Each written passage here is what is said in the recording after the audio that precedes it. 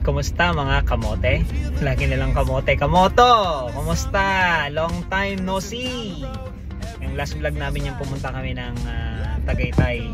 So medyo na-busy tayo ulit. Now may pupuntahan kami bahay ng aming President and CEO ng company.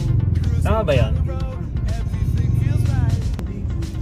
Na-invite kami to join some, you know, bondings.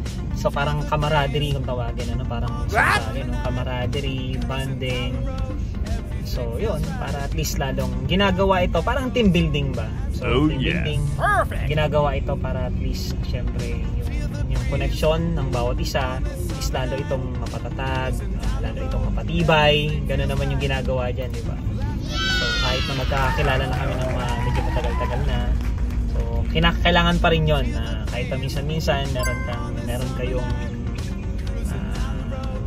pinag-uusapan, ganyan, sharing kung ano yung mga experience, kung ano yung mga pinagdadaanan, mga challenges about sa ginagawa natin everyday sa business o kaya naman sa other extracurricular activities na pinagkakabalan natin. So yun yung reason kung bakit kami pupunta doon, because we are invited, na-invite kami ng aming president at CEO ng company.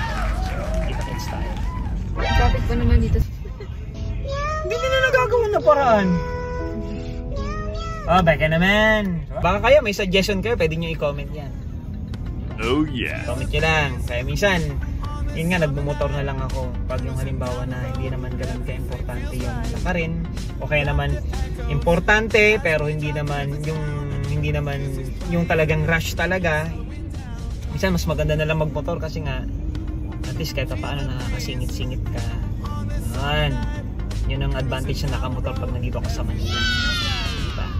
Dito kasi halos lahat dito na talagang grabe na dito yung mga sakyan, kaya talagang grabe ang traffic. See? Beke naman. Grabe naman yan, oh. Grabe yan. Grabe yan. Traffic yan. Dito muna kami sa Shell. Kailangan namin dito mag-relax ng konti habang naghihintay.